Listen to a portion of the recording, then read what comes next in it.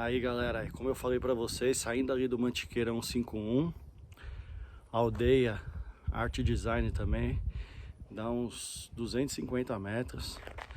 A estrada é de terra, ó, mas é batida, é facinho de vir.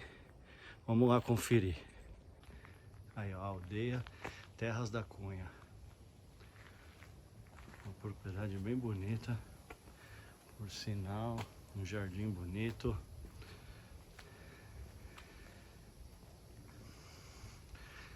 Aqui o cara mora bem, ó. Uma piscininha ali ao fundo, churrasqueira. Mas vamos ao que interessa, ó, um jardim bem bonito. Ó, ateliê, vamos lá conferir.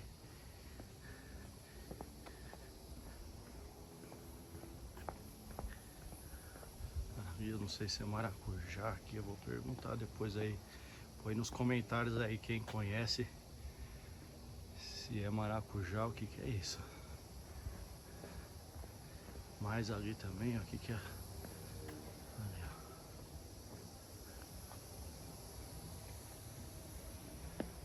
Olha que lugar bonito. Que bom gosto. Ó, sentado aqui, ó. Quero mais nada.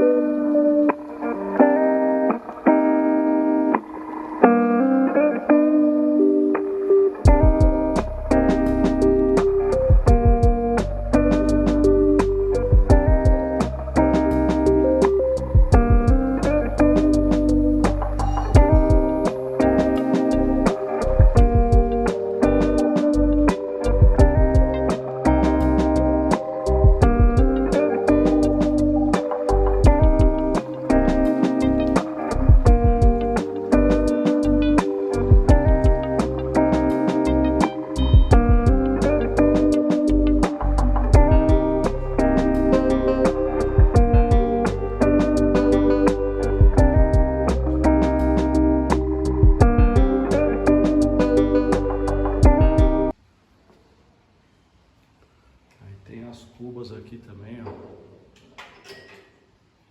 Uma mais bonita que a outra. Pra ter uma ideia de preço, ó, essa aqui 580. Essa ao lado aqui, ó, 520. Essa outra aqui, ó,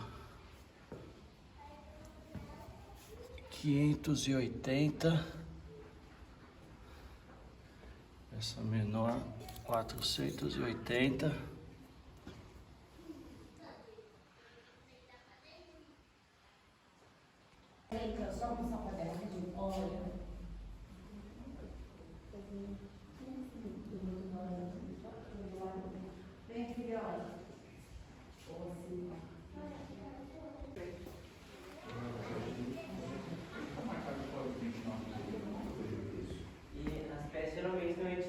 Ó, as queijeiras aqui, ó. Essa aqui, ó, 190. Essa aqui também 190, 190.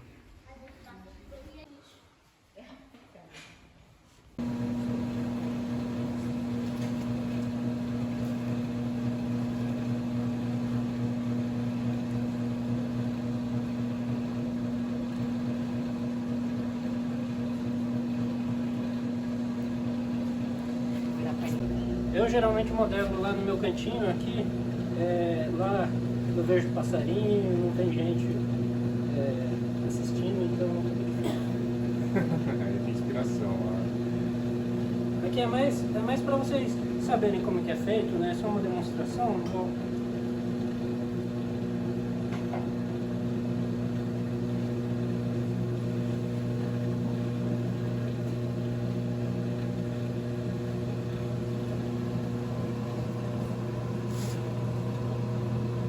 Aqui também a gente faz, tem que ser meio rápido, né? A gente sempre escolhe um barro, uma argila um pouco mais mole, né?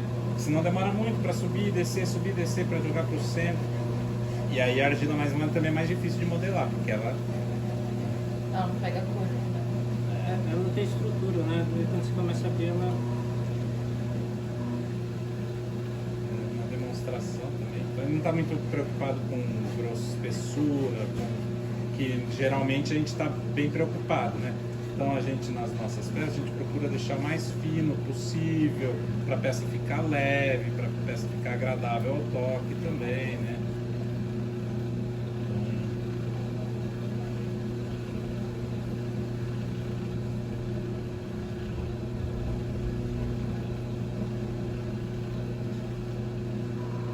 Fazer a argila tá bem mole, então tudo que eu quero fazer estruturalmente eu tenho que fazer agora, né?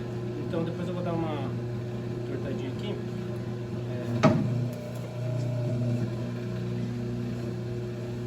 Ele também está usando as ferramentas dentro da peça, para deixar o mais liso possível dentro da peça, porque uma tigela talvez vá alimento ali, então para não se ficar com rebarba, marquinha, não sei o que, o alimento pode grudar ali e não sai, então essa nossa linha, a nossa escola, né, a gente vem dessa escola oriental, onde o lado de dentro tem que estar sempre bem liso, bem para que não fique resto de comida, porque ali você vai se alimentar, né?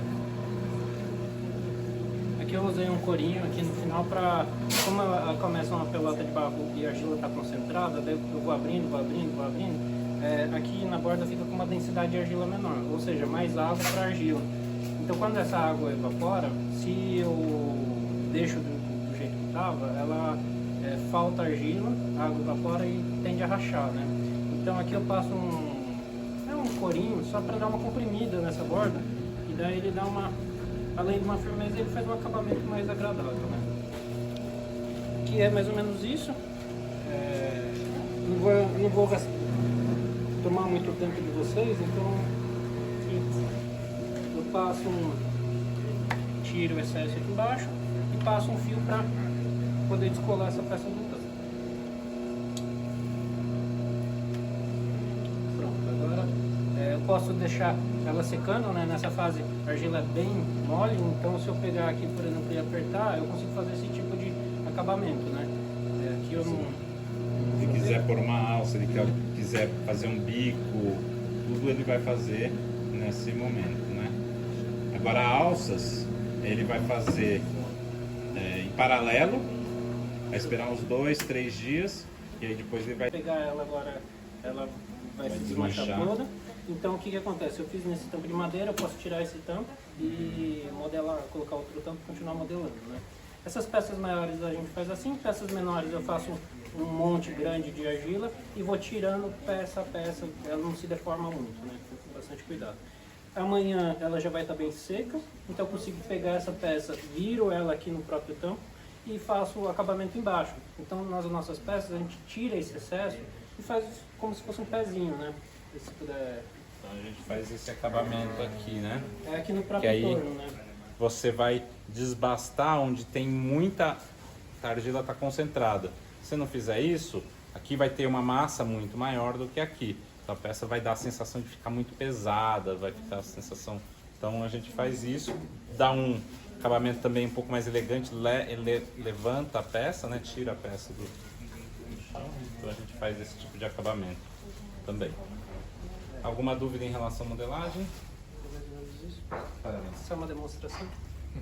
Obrigado. A quantidade de peças que a gente vai fazer depende muito do forno que a gente tem.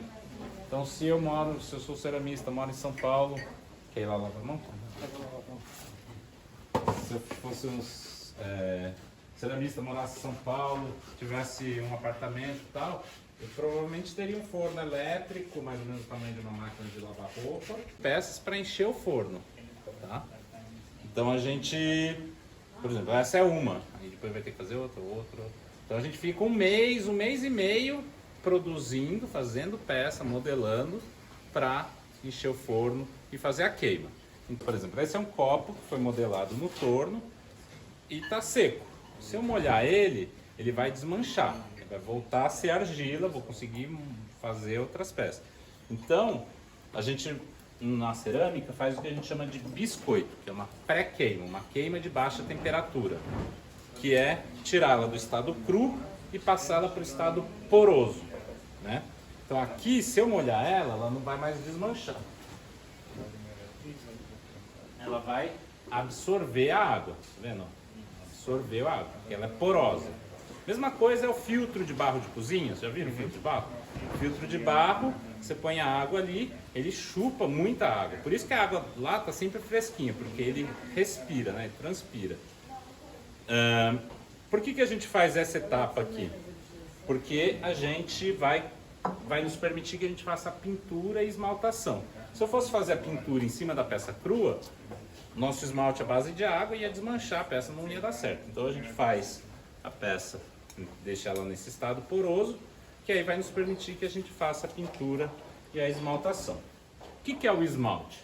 Vocês vão ver, já viram, a gente tem peças azuis, peças brancas, peças marrons, peças amarelas. Cada cor dessas é um esmalte diferente. O esmalte é quase como uma tinta, não é bem uma tinta porque a tinta são elementos químicos.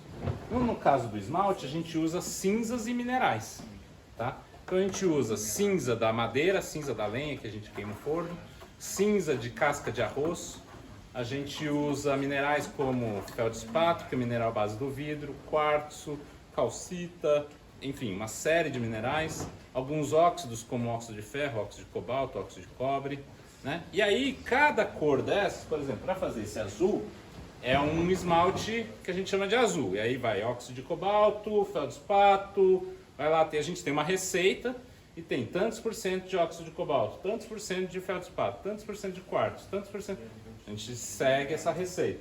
Para fazer o branco, é uma outra receita. É cinza de casca de arroz, cinza de madeira, argila. Então tem lá uma outra receita. Para fazer essa outra tonalidade, já é outra receita. Então cada esmalte desses é uma receita diferente. Que a gente desenvolveu aqui também. Tudo a gente desenvolveu, né? Aí, bom, então aqui a gente tem um esmalte, que é um esmalte bem neutro, ele é quase um transparente, que a gente, tá? Essa peça aqui.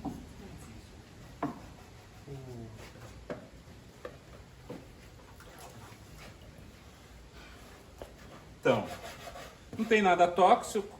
Nesse esmalte aqui tem cinza de madeira, cinza de casca de arroz, argila e feldspato. Então, vou pegar o esmalte. Essa peça já está pré-queimada. Vou encher com esmalte.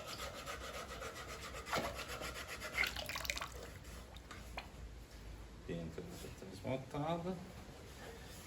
1, 2, 1.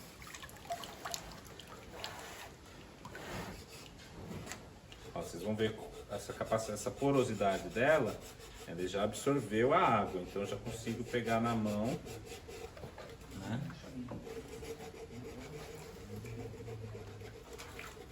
E aí eu vou passar uma esponja aqui onde ela vai ficar em contato lá no forno, onde ela vai ficar apoiada, para não grudar, né? A gente passa uma esponja. E aqui ela já está esmaltada, né? Já está pronta para ir para a próxima etapa do processo.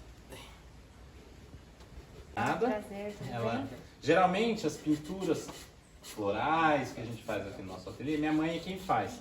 Mas a Michelle está aprendendo, está pegando aos pouquinhos. Ela que... E agora ela está fazendo bastante coisa. Ferro, né?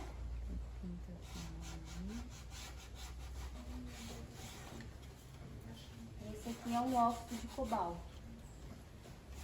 São os dois óxidos que a gente usa para fazer pintura.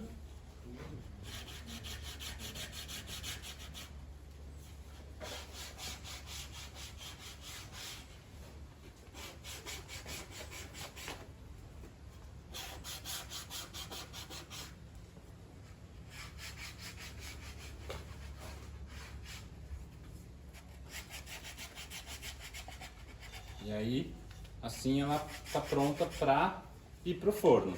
Então agora só falta mais 1.990 peças. Aí depois que a gente tem as 2.000 peças prontas, volta tudo para o forno e aí sim a gente vai fazer a queima de alta temperatura. Esse forno se chama noborigami.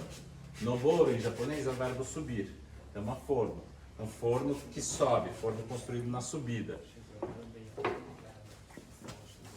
Ele tem esse desenho porque a gente começa queimando ele aqui embaixo, o fogo, o calor vai subindo e vai aproveitando para ir já pré-aquecendo lá para cima. Então quando a gente começa a queimar aqui em cima, ele já passou por várias horas aqui embaixo, já está bem pré-aquecido. Então, geralmente eu for. Aí passa o final de semana, na segunda-feira a gente vem, fecha essas portas com esses tijolos. E aí, meio-dia na segunda-feira, a gente vai acender o fogo aqui embaixo. O forno, ele tem essa câmara aqui embaixo, que a gente chama de fornalha, que não vai peça, só vai as primeiras horas de queima, serve só para pré-aquecer o forno.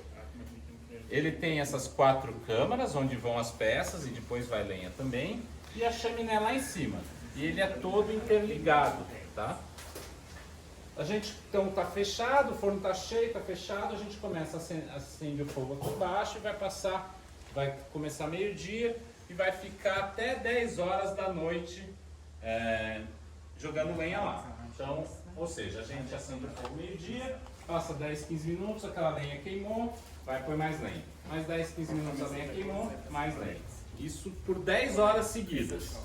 Depois de 10 horas seguidas, essa primeira câmara e essa segunda câmara já estão bem quentes, mas aquelas duas de trás ainda estão bem frias. Então a gente continua jogando lenha aqui embaixo, por mais 10 horas, até as 8 horas da manhã da terça-feira. Então 20 horas depois do início da queima, essa câmara já está mais ou menos uns 1.200 graus, ou seja, a gente jogar nada de lenha aqui. A segunda câmara vai estar uns 1.000, terceira uns 800 e a última lá uns 600 graus. Mais do que isso, a gente abre um tijolo lá na última câmara e eu olho lá dentro, eu vou ver fogo. Fogo que está saindo da lenha que está queimando aqui, vai passando aqui no meio das peças, vai passando aqui, vai passando lá, até chegar lá na última. Isso me diz que o forno está aquecido. Só que as nossas peças, os nossos esmaltes, tudo a gente desenvolveu para serem queimados a 1.400 graus. Aqui está 1.200. Então tenho que parar de jogar lenha lá, abro alguns tijolos e começo a jogar lenha aqui. Para sair de 1.200 graus, chegar em 1.400 graus.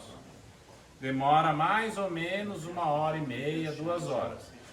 Quando eu chego a 1.400 graus aqui, eu saio de 1.200, passo para 1.400, ali que estava 1.000, subiu para 1.200, a terceira que estava 800 subiu para 1.000 e a última que estava 600 subiu para 800.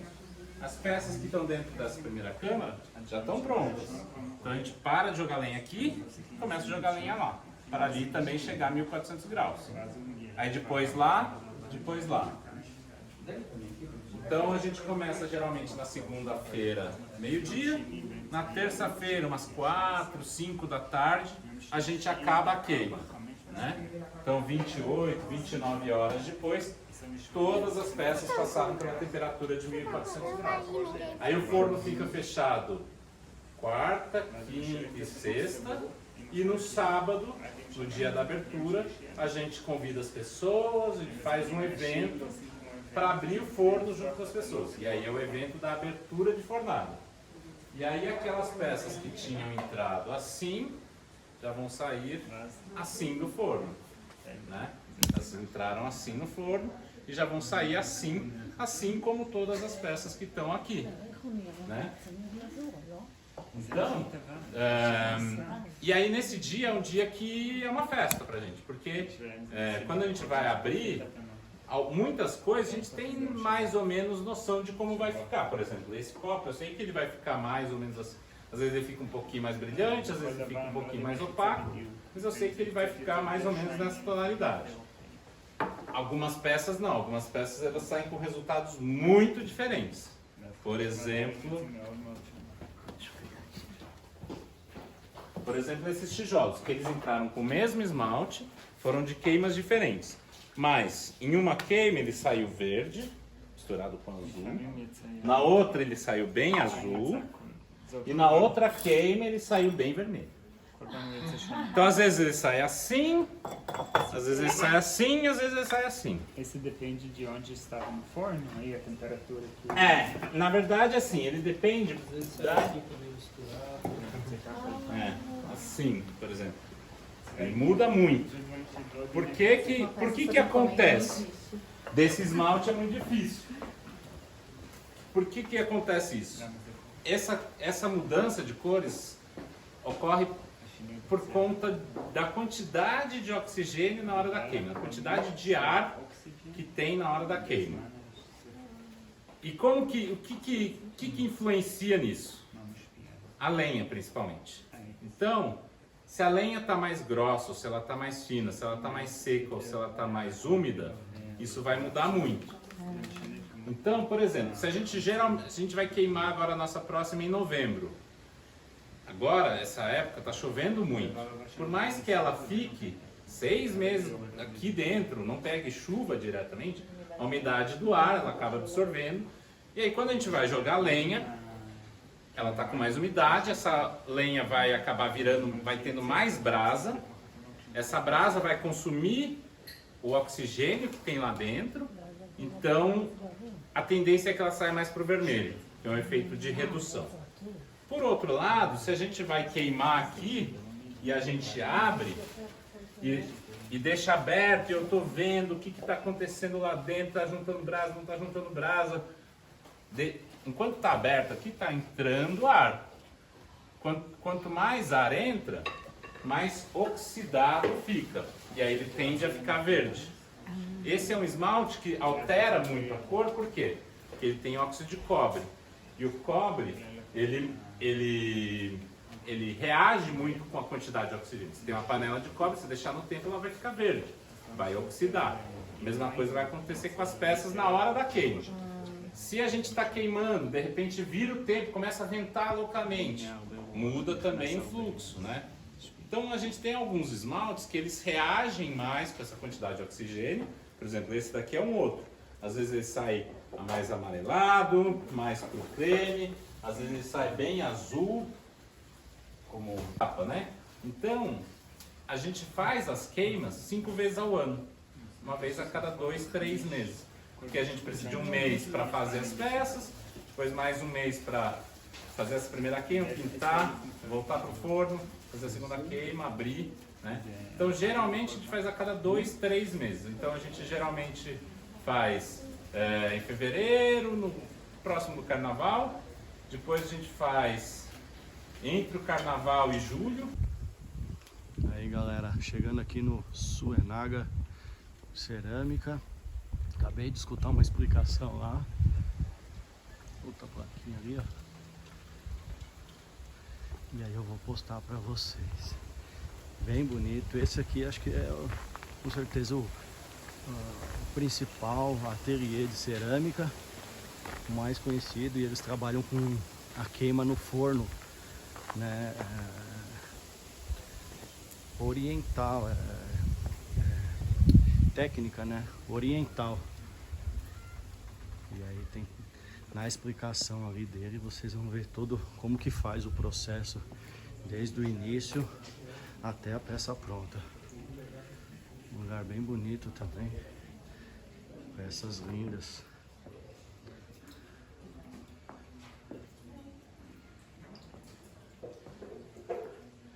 Aqui são 4 fornos e, como ele já explicou, eles trabalham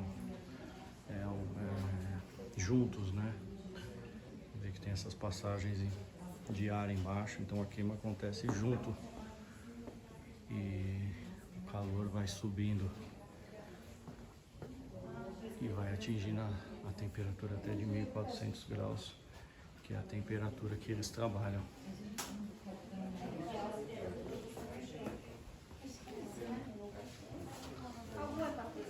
Aqui funciona de sábado e domingo até às 18 horas.